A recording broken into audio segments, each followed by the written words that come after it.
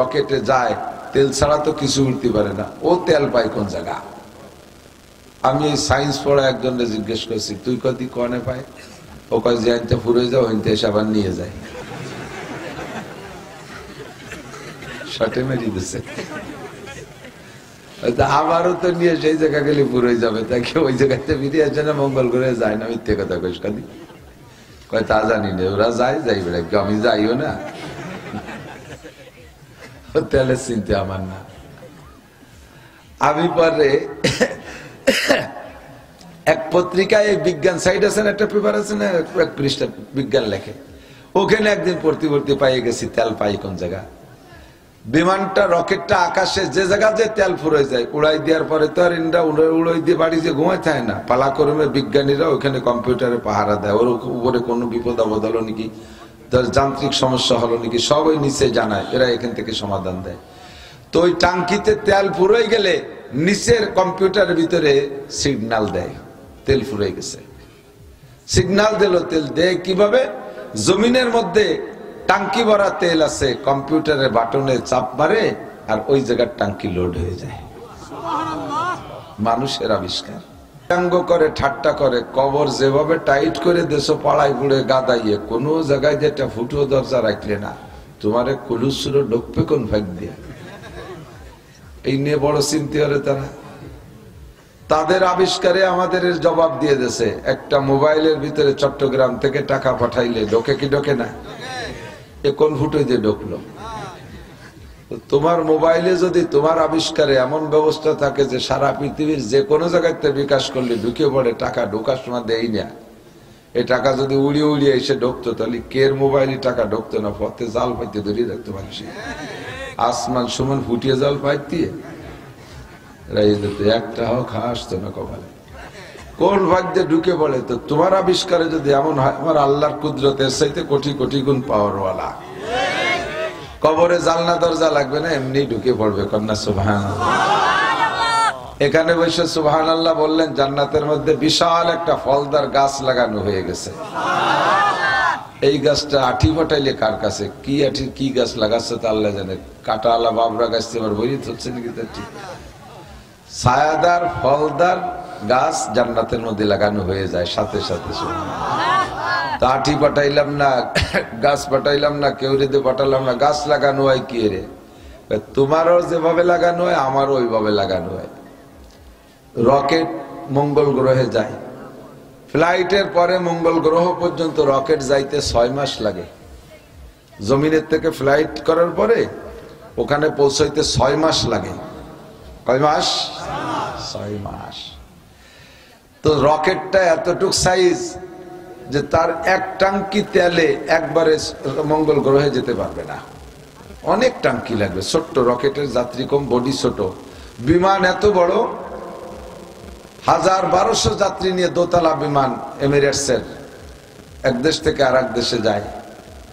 বাংলাদেশ থেকে এক টাঙ্কি তেল লোড দিয়ে এই এক টাঙ্কি তেলে আমেরিকা যাইতে পারে না, 16 ঘন্টা লাগে, মাঝে ট্রানজিট দিয়ে তেল নেওয়া লাগে। তো এত বড় বিমানের এক টাঙ্কি তেলে যদি আমেরিকা যাইতে না পারে, তো 6 মাস পর্যন্ত উড়িয়ে এই রকেটে যায়, তেল ছাড়া তো কিছু উঠতে পারে না, ও তেল পায় কোন জায়গা? আমি এই সায়েন্স পড়া একজনকে জিজ্ঞেস করছি, তুই কদি কনে পায়? ও কয় যে আনতে ফুরে যাও হইতে এসে আবার নিয়ে যায়। শটে মেরি দিছে। আমারও তো নিয়ে সেই জায়গা গেলে পুরো যাবে, তাকে ওই জায়গাতে ফিরে আসে না, মঙ্গল করে যায় না, মিথ্যে কথা কইস কাদি। কয় তা জানি না, ওরা যায় যাই বেড়ে, আমি যাইও না, তাহলে চিনতে আমার না। আমি পরে এক পত্রিকায় বিজ্ঞান সাইড আছে না, একটা পেপার আছে না, এক পৃষ্ঠা বিজ্ঞান লেখে, ওখানে একদিন পড়তে পাইয়ে গেছি তেল পাই কোন জায়গা। বিমানটা রকেটটা আকাশে যে জায়গা যে তেল ফুরে যায়, উড়াই দেওয়ার পরে তো আর ইন্দ্রা উড়াই দিয়ে বাড়ি যে ঘুমায় থাকে না, পালাক্রমে বিজ্ঞানীরা ওখানে কম্পিউটারে পাহারা দেয়, ওর উপরে কোনো বিপদ আপদ হলো নাকি, যান্ত্রিক সমস্যা হলো নাকি, সব ওই নিচে জানায়, এরা এখান থেকে সমাধান দেয়। তো ওই টাঙ্কিতে তেল ফুরে গেলে নিচের কম্পিউটারের ভিতরে সিগন্যাল দেয় তেল ফুরে গেছে। সিগন্যাল দিল, তেল দেয় কিভাবে? জমিনের মধ্যে টাঙ্কি ভরা তেল আছে, কম্পিউটারের বাটনে চাপ মারে আর ওই জায়গার টাঙ্কি লোড হয়ে যায়। মানুষের আবিষ্কার। ছোট বড়, যুবক, আবাল, বৃদ্ধ, বনিতা, নারী আর পুরুষ পর্দার আড়ালে সামনে বসে যারা শুনতেছেন, কথাটা খুব গুরুত্বের সাথে স্মরণ রাখতে হবে। আমরা যারা বিমানে উঠেছেন, আন্তর্জাতিক বিমানে, তারা ভালো বলতে পারবেন, আমার সাথে সহযোগিতা করতে পারবেন। আল্লাহ আমাকে অনেকবার উঠাইছে, এই জন্য অভিজ্ঞতার আলোকেই বাস্তবকে কোরআন হাদিসের সাথে মিলেই বললে বুঝতে সহজ হয়। কতক্ষণ কোরআন হাদিসের জায়গায় আছে, ওইটা আমাদের বাস্তবের সাথে কতটা মিল আছে এ বললে বুঝতে সহজ হয়। যেমন আমরা বলি জান্নাতের ভিতরে আখেরাতে ব্যবস্থা আছে, বিশাল জান্নাত, তো সবচেয়ে ছোট জান্নাত যে পাবে সে ওই দুনিয়ার মতো 10 দুনিয়ার সমান জায়গা পাবে। তাহলে বড় লোক যারা, তারা কত পাবে? এত বিশাল জান্নাতে ছড়ানো ছিটানো মানুষ, আর এই জান্নাতে যার যার জান্নাতে মানুষ কয়জন জানেন? আপনি আর আপনার বউ, এই 2 জন মোটে। ভয় ভয় মরার কায়দা, এত বড় ফাঁকা জায়গা, মানুষ মোটে 2 জন। ভয়ের কোনো কারণ নাই। স্ত্রী প্রথম দিন হবে 72 জন, এরপরে প্রত্যেক মাসে 1000 করে বিয়ে করবেন। তাহলে বেরিয়ে গেল না মাঠ? তাতেও কম পড়লে ফাঁকে একটি বাড়ায় দেবেন, 15 দিন পর 1 বাজার করে নিয়ে আসবেন। বউ কিনতে পাওয়া যায় যে বাজারে, জান্নাতের ভিতরে, ওই বাজারের নামই বউ বাজার।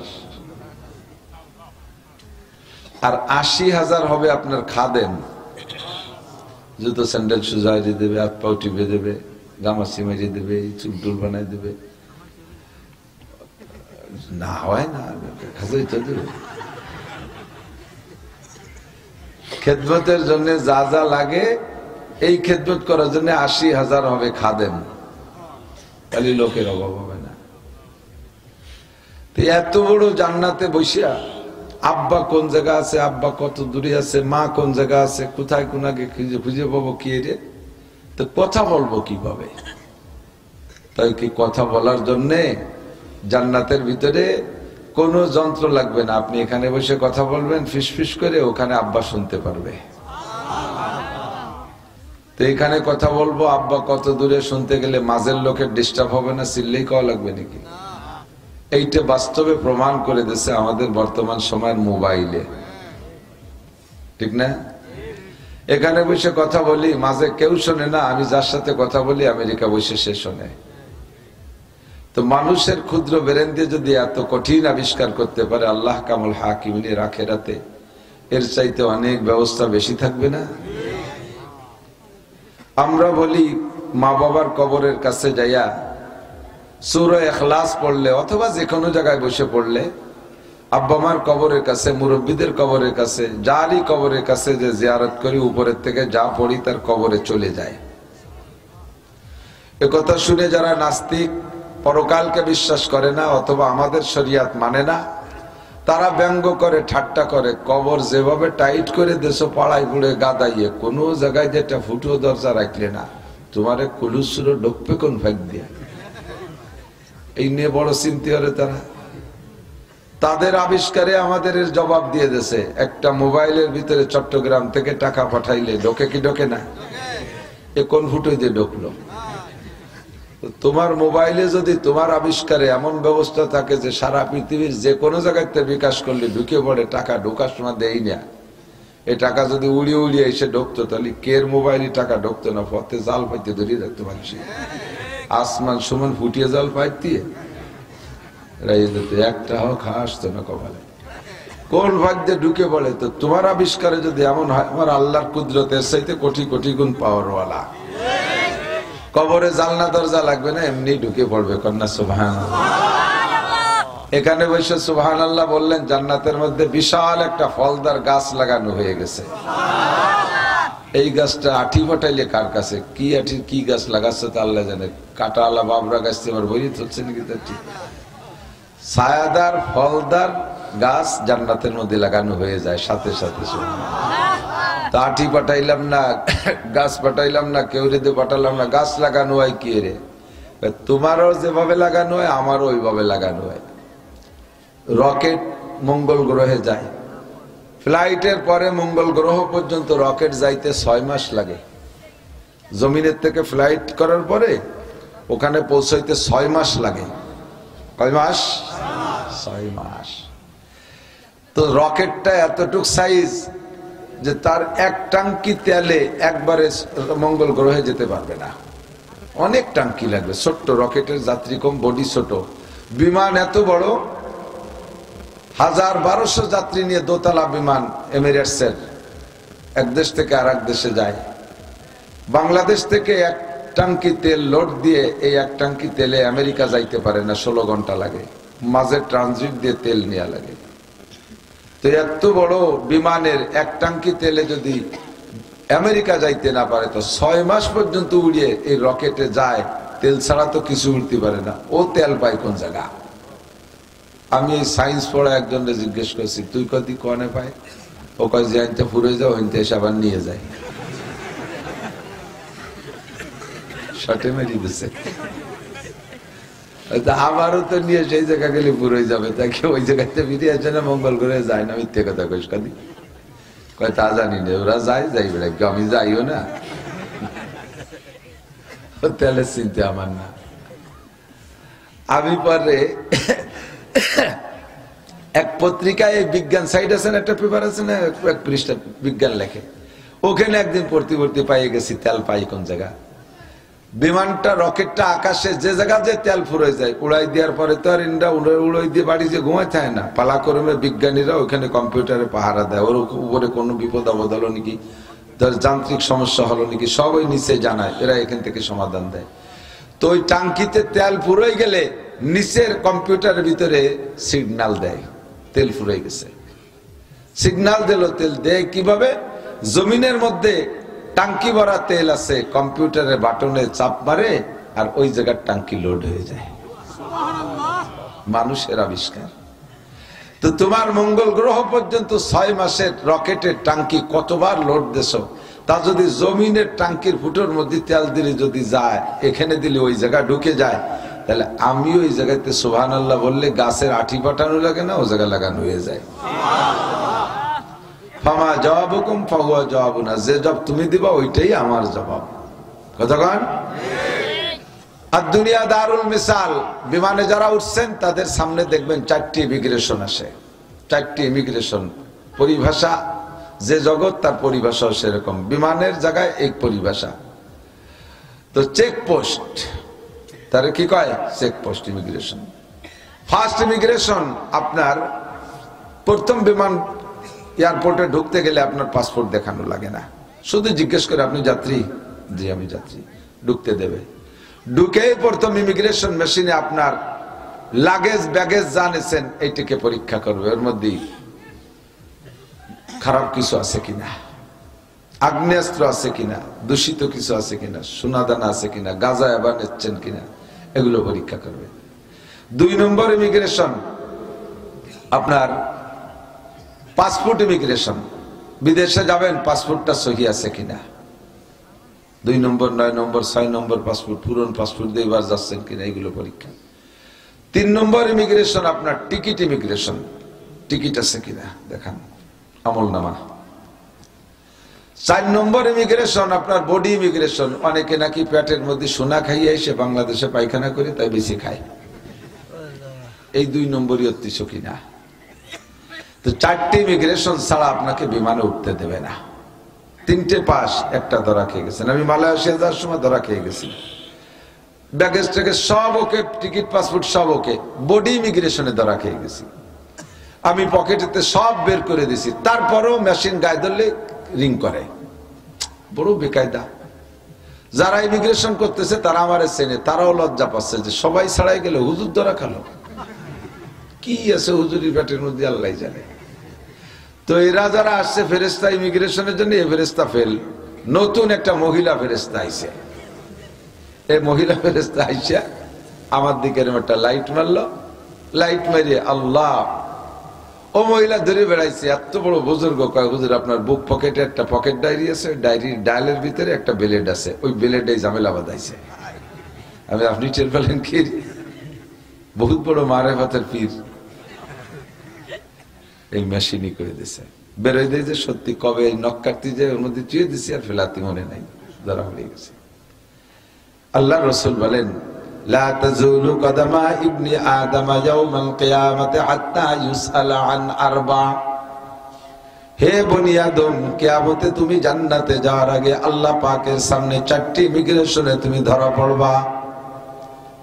1 নম্বর ইমিগ্রেশন আন উমরিহি ফিমা আফনা, তোমারে যতটুকু হায়াত দেয়া হয়েছিল এই গোটা জিন্দেগি কোন কাজে ব্যবহার করছো বলে যাও।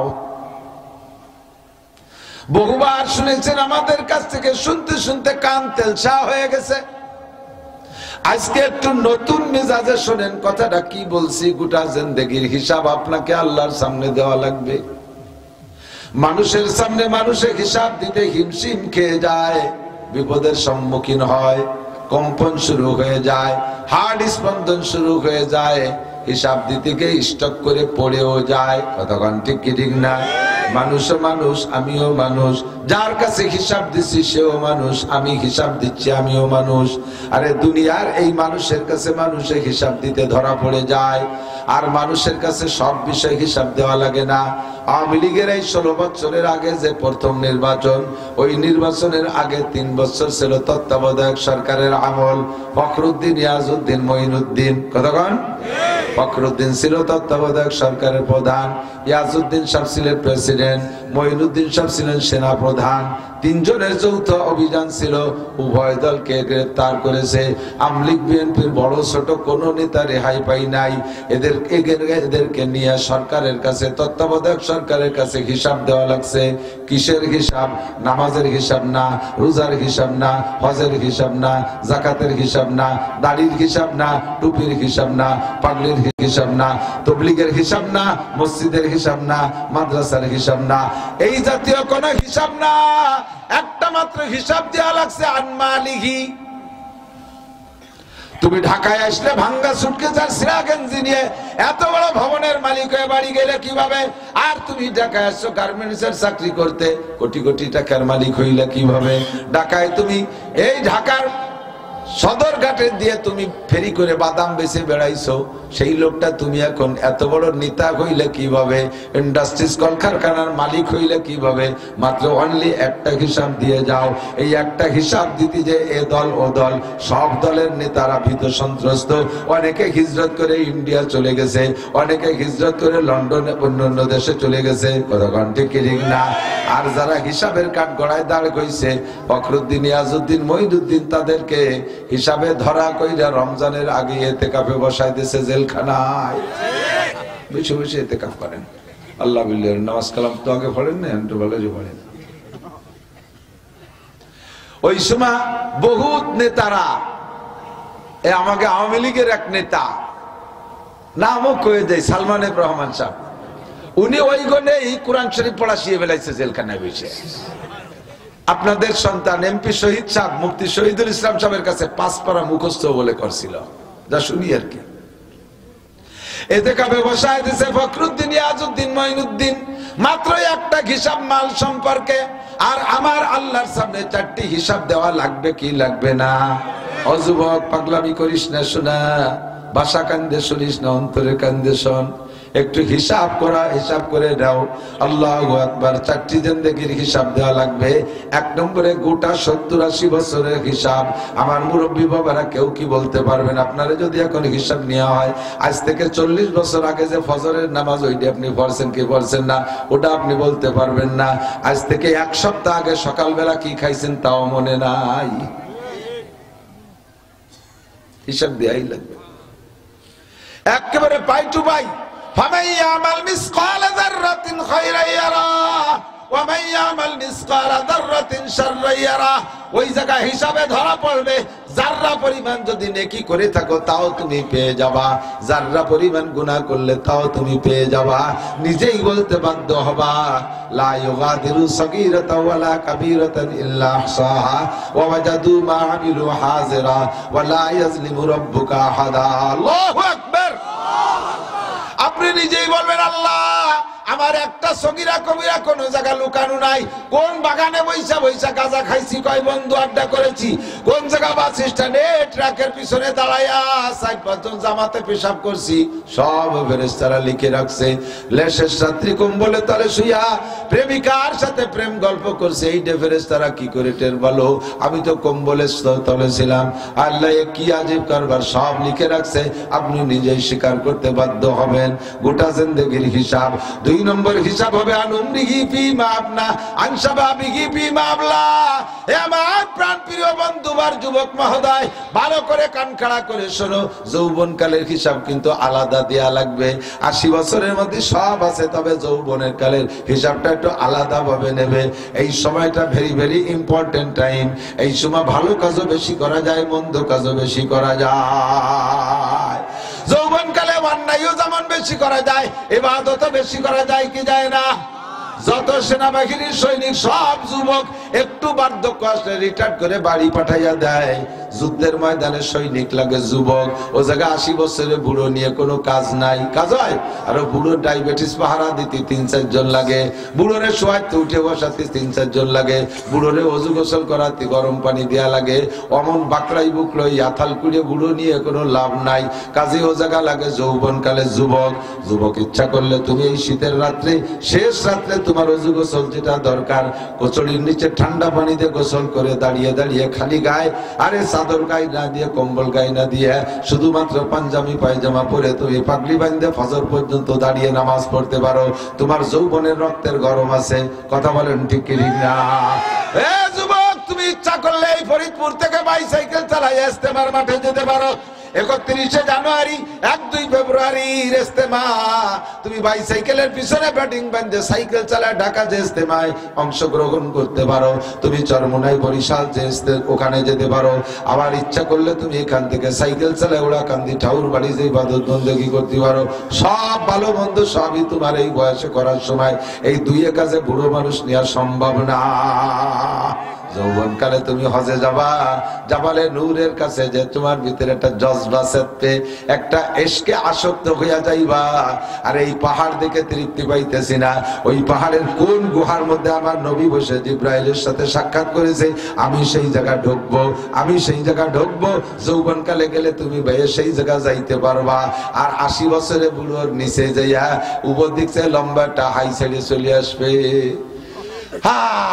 সবাই মতো আসতে পারলাম না।